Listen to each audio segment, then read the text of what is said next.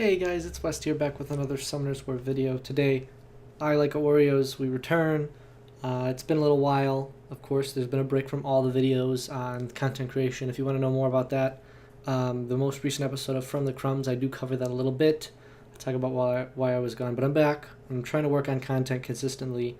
In the meantime, I've been grinding on the accounts a lot, even though it never really looks like it when I come to do these videos. I do try to spend as much time as I can grinding on the accounts, trying to progress them. I hope that's sometimes apparent in my mana count. Sometimes it's not, because I'll have spent a lot of mana to upgrade teams. Like recently, I spent about 7 million mana moving around runes because I inefficiently moved around runes on days that weren't free rune removal. But we got stuff going on. So really recent update, super exciting stuff. The Dark Vampire Lord has been released to the public, free for everybody. Come and do the event. If you just grind through the event, you're gonna get it for free. If you're a whale and you buy a pack, the $100 pack plus the free 2,000 I think we get for the video reaching 100, or for them saying the Summoners War video channels reach 150,000 subscribers. I don't know what channel they're referring to, because the official Summoners War channel did not reach 150,000 subscribers. I don't know. I don't know what that was referring to. Anyways, you get a bunch of points for that. You get a bunch of points from whatever. Just farm every day, do your arena wings, and do your energy stuff, and you'll get that. It's great. And it says you get 100 points for logging in. I didn't get my 100 points for logging in. But as you acquire crystals, you also get 1 point per crystal you acquire. So if you buy a $100 pack for the for the 3,000 crystals, that's an instant 3,000 points. So it's pretty much going to guarantee you the Dark Vampire Lord. I did the math for it, and if you start today and you just log in every day and clear your energy, even without any refreshes, and your energy tower is maxed, you're going to get it by the end of the event. It's super easy. That was just with energy. That's not even counting the arena invitations.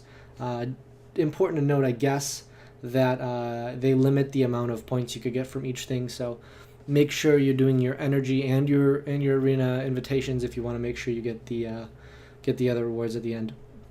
He's pretty cool. Of course, we're gonna get him on every single account. Unit might have his own special video. I don't want to say he's not strong. He's not OP. I don't think he's OP by any means. I think he's really cool. I don't know if at this point they've yet added him, because last time I checked he was not in the monster logs, although I'm sure he'll appear here now to make me look like an idiot. No, he hasn't yet been added to the monster collection area, so you would have had to obtain him in order to go check out the review section and all that. But his skills are really cool. There's a new buff, the vampire buff, which allows you to gain 20% of the damage you deal, and that buff gets put on all the units for 2 turns on this guy. So 2-turn attack buff, 2-turn vampire buff, and that's on a 4-turn cooldown at max skill. So you do have 1 turn where there isn't uptime, but really cool unit. He's going to be good for obviously for Windrift Beast. He's going to be like a solution to that. Really good in Necro, multi-hits on the 1st and 2nd skill, extra self-healing. When paired with the twins, he's going to help the twins not kill themselves. When used with teams that in general would need to have more healers in them, like you could even use him in Raid. But in general, with teams that would have to have more healers, he's able to mitigate some of that by essentially making it so all your units are on Vampire.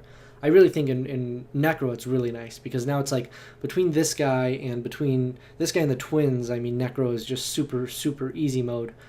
Because now you don't even have to worry about your units killing themselves, because if they have more damage, that heal is going to scale with the amount of damage they do. So they're going to heal even more than they did before, even though they're now doing more damage to themselves. But their HP pool isn't going to change because they're damage dealers, so you're building them with a lot of attack. I'm overwhelming myself and you guys with information. He's good. Get him. I mean, there's no reason not to get him. And he is able to be skilled up with the vampires. That's been confirmed by a bunch of content creators. I'm not the first person covering it. That's why I didn't make a video talking about when I saw the event come out. I didn't make a video about it. I knew there's going to be 100 billion videos, but he's a sick monster. Make sure you get him. I'm going to get him on all the accounts.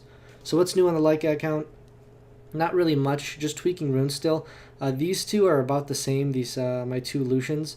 I think I got a little bit more attack on this one. I might have gotten some more attack. I've been moving around runes. I'm really trying to work on getting them both to 100% crit rate just so I have more efficiency, and so I don't have the chance of double not critting during the waves. I've noticed that sometimes I'll go 2 attacks, or two of the cards with amputation magic will go and not crit, and that will almost always result in a crystal not dying, because obviously there's no attack buff, so I need to have 100% crit rate in order to make sure I clear those crystals, because I think even if I miss 1 crit, there's potential for me not to with the damage variation in the skills. And this guy's missing 1% crit rate, so these are both technically 99% crit rate on the crystals here, and then like only 99% crit rate on the boss here. So I have a chance to miss crits. That's not good. It ruins my efficiency, but I need to work on that moving forward. We did change up the Giants B10 team. That's probably important to note. That's why we have a 6-star max level orang here. This is the team we're running right now. I talked about this in the last video. 1 month hasn't really changed the account that drastically. However, we're not even using the twins right now because just the amount of damage that I'm going to need to be able to do is going to require a different level of runes, and of course the runes are going to have to be all grinded out and everything just to be just for that team to be consistent enough. So I'm not even gonna worry about running that. I've been running this team right now, and the turn order for this team is interesting. Not super efficient in terms of just turn order if you were to look at it at face value, but in terms of consistency, this team is like 95-96% consistency at sub 1 minute, hitting 40-second times. So Hua is actually the person who goes first in my team on the raid build that she's on. She actually has too much accuracy and she needs more defense and attack. But I have Hua in here because Hua essentially at 200 speed is going to make sure the giant never moves, and in addition puts on some dots with her second skill, so it's kind of like a little bit of a bonus. But unless she glances like 3 times in a row, then she's kind of there for no reason. But she's usually going to apply a slow or a dot, and in addition to that get some attack bar reduction. So for the most part she's really good for keeping the team safe, and she doesn't derp that often. She covers when the rest of my team derps. She can usually pick up the slack. But I have a Rang in here. If you guys haven't seen much of a Rang, then you haven't been checking out the From the Crumbs series, because I use a Rang a lot there. A Rang was the unit that pushed me into a faster team when I got my first Lucian. I built up a Rang just because the slightly better attack power leadership skill, 7% more attack than Lucian gives, and if you're using an all-wind team anyways, or all-wind damage dealers I should say, it's just better to use this.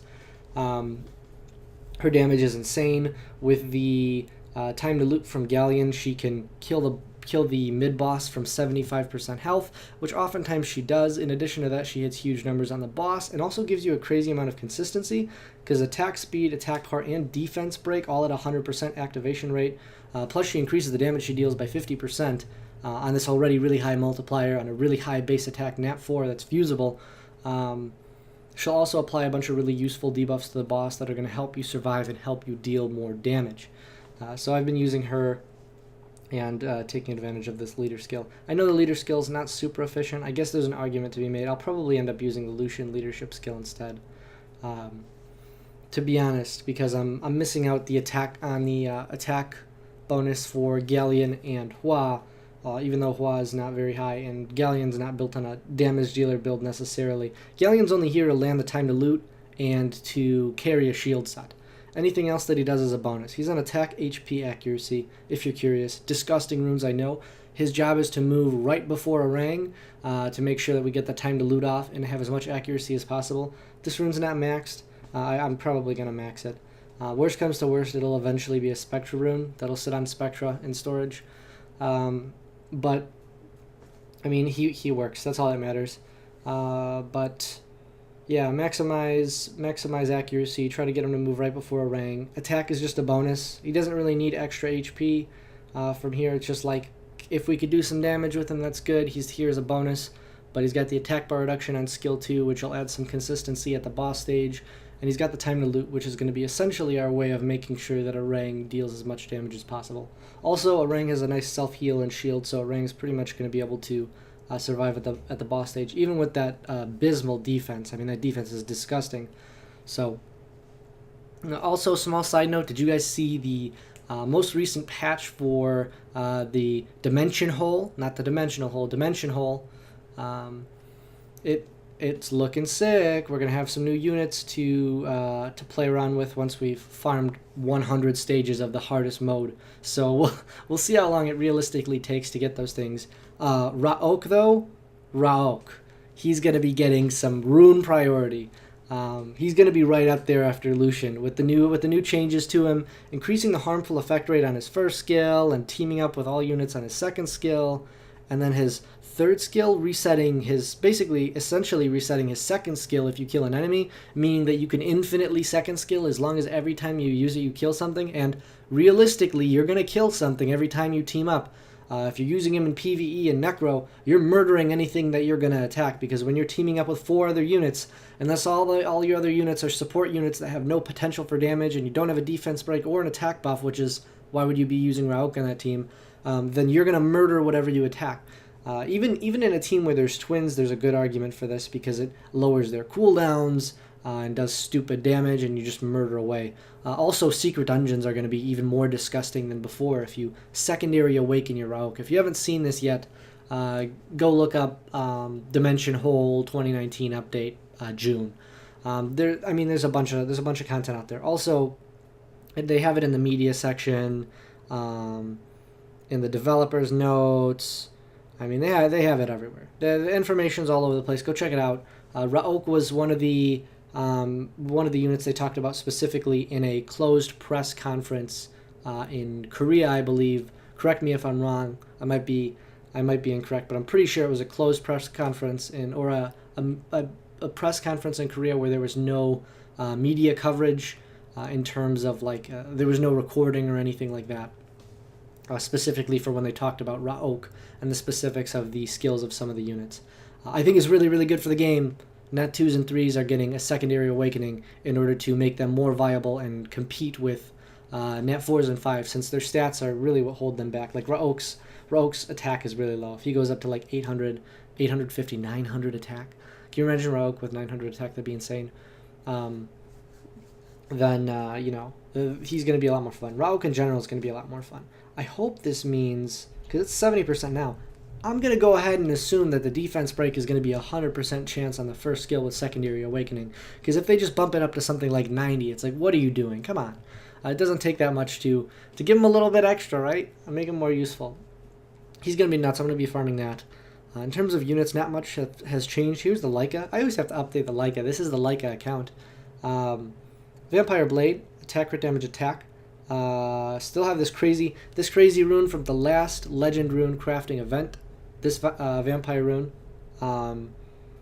This Legend Rune crafting event, which is happening right now, I'm crafting another Vampire Rune, because like I said, it's a Laika account, and even though I know it's not really efficient, and I wouldn't really recommend crafting runes for one specific unit that aren't likely going to help you in other places on your account, like prioritizing something like this versus a violent HP slot 6 or slot 4, or even a swift HP slot 6 or slot 4, or even will, whatever. I wouldn't necessarily recommend this. I'm going to do it because it's fun and I really want to make the Laika as good as possible. This is the rune I've chosen so far. I chose this rune over a rune that had speed, crit rate, crit damage, and flat attack because, it had a flat substat. And in addition to that, I want the rune to be as usable as possible in as many places. So I'm looking for those really, really hyper-efficient runes, runes that you're going to use in PvP. Typically, damage dealers in PvP, you're going to want to have speed, HP, attack, and you could sub HP and defense back and forth for the substats, but you're going to want speed, HP, and attack, or whatever, speed, crit rate, and attack on a substat. Specifically in slot 2, where you have a main stat that is one of the grindable stats, for example, there is no other grindable stat besides speed, HP, defense, and attack. And since one of the grindable stats is in the main stat, it's a slot where I want to have crit rate as a substat. So this rune is very, very ideal in terms of the substats it has. This is pretty perfect. The only way to make this better is to have higher substats. So I've just been re-rolling this a few times. We came across a rune similar to a rune with the same substats in different amounts a few times when I'm changing this around. But I'm going to do this to the very last day, so 19 days to do this. Maybe we can get an upgrade, but this is for Laika right here, so I'm super hyped about it. I love these events. I love these events so much. If you guys don't log in to do this, I don't know why. You can craft the most beautiful rune you'll see in your entire life out of this event. It's very unrealistic to see something this good from any reasonable amount of necro farming, for example. And since I don't farm necro, this is my only source of vampire runes for Laika. So I'm more than happy to sacrifice one event rune for the sake of Laika. Also, we get all these other rewards. So I'm eight grinds and gems in. I've gotten a few purples. I've gotten no legendaries, but I love these events. That might sum it up. There's not too much. I actually haven't been doing much Raid 4 because for me, I've talked about this in the past, I like farming for grinds and enchants because those are the ways to get the most efficient and the strongest runes for your account is once you can afford to get those grinds and enchants and bring them to the next level, you know, add crit rate to a rune that was really good, a really good damage dealer rune that had a low crit rate roll or no crit rate or had a flat stat that it just avoided, that was perfect.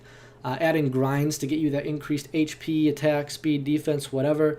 Bringing your stats just a little bit higher, and a little bit higher on every single rune adds to a lot. Adds a pretty big amount to your stats. So, especially just in terms of speed, if we're just talking about average rolls, or if we're talking about purple runes that max roll, right? Well, I'm sorry, purple grinds that max roll. You can see another 20 speed on your unit just from obviously max rolling purple, but purple max roll grinds into speed, and you have a speed slot 2, then you can see 20 speed. If you have a attack or something different in slot 2, then you could see another 24 speed just from grinds on your runes. Like, that's insane. That's insane. But I don't think it's worth it to put those kind of quality of grinds and enchants on runes that aren't good enough. So I want to farm some more runes because I still think there's a lot that I can improve on my units just in terms of runes. And more than that, I need rune quantity. It's something I've struggled with on all the accounts, is getting the quantity of runes that I want.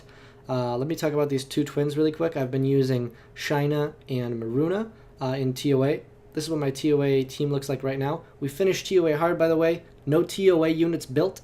And by no TOA units built, I mean we don't have any TOA units built. What team did we use? Oops, low on battery. The team that we used for the TOA 100 boss was this team. No, we had a healer in here, didn't we? We had a healer in here somewhere, I'm pretty sure. I think we had Bella in this slot. But I just used this. It was a little bit hit or miss with the Junos. Junos are always really, really annoying. If you don't crowd control them enough in terms of their attack bar, you just need to reduce the crap out of their attack bar. Lapis works in that Hua slot really well too. Then they're going to be really, really annoying, especially with the buffs I put on from Hraesvelg. They just AoE dot and then stun my team, or AoE dot my team and then AoE defense breaks from Annabelle, whatever. That could be annoying. It took like 2 tries, and I was able to beat TOA 100 with this team. 2 5-stars and nothing. There's no nat 5s or anything in this team. Now Hua's pretty fast. Bella's really tanky. But that's it. I mean, the rest of the runes aren't really that great. There's no skill ups. There's no skill ups here. So also 1 skill up on Hua on the first skill. It's just like Hraesvelg and Bella are skilled up. And this, I mean, TOA normal has always been a joke for me. In my opinion, I know that depending on your rune quality and where you are in the game and what units you have access to, the twins are definitely the easy mode. Don't get me wrong. I'm not saying it's just TOA that's easy. With these units that I have, TOA is made very easy, and I've been very fortunate to not have to fuse certain TOA units, but in the future I do want to clear further. I want to clear TOA hard 100. That's when I'll be happy. At least far enough to get the Devilmon. I would like to get far enough to get the crystals. I could live without the light, dark, and legendary, even though I want them. Just because they're not going to help me in terms of my rune farming. It's just going to be, oh, hopefully we get a new toy from one of these scrolls. I'm not going to hold out for it. But having the extra crystals would be nice.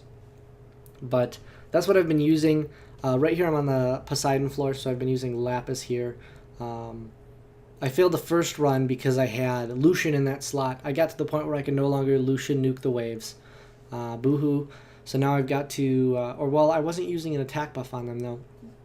So now I've got to go ahead and try to CC and control with some despair units and some actual strategy. But I do have Manchura almost ready to go, right? Come here. Where are you at, Manchura? Yes, I have Manchura. I have Manchura ready to go, and I'll probably be using him eventually. I just recently finished ruining him up. He does need one more skill up for his third skill. In addition to that, it would be nice to have a Beretta. I don't think we ever pulled one. No, but it'd be nice to have one of her as well, just so I could go further in TOA hard and get the better rewards. But that's what I've been up to. I'm farming for runes as always looking for upgrades on my Lucian. Now I'm looking for some runes on my twins because those runes got sacrificed for Orang. But that's it. If you guys have any other questions or want to leave some comments about the newest events, be sure to do that. I want to hear your feedback on the new stuff happening in Summoners War and how excited you guys are that the game is trying to be revived. It seems like Come To Us, it's like for the first time ever they gave us an event that wasn't limited. They're giving us free nat 5s. They're really hiking up the amount of, or increasing the amount of legend runecraft events we're getting, which is really, really good, because although it's not extremely impactful for the higher level players, although it can help them out if they're missing 1 or 2 slot runes, or there's like whatever, 1 slot of a rune, like a slot 4 or a slot 6 on their account. For newer players or players that are mid-game and don't spend a lot of money on the game, the event is really, really impactful for them because it's a time where you guys can get the runes you really, really want, and you pretty much control the substats. I would say you have a very, very high probability of leaving with an extremely good rune that you're not going to replace anytime soon or ever if you just spend the time and you just farm your dungeons and keep refreshing the substats on those runes. So, but anyways, that's it for the updates on this account. I hope to have some more monsters built up and some more progress to show you guys in the near future. Thank you guys so much for watching, and I will see you guys in the next video.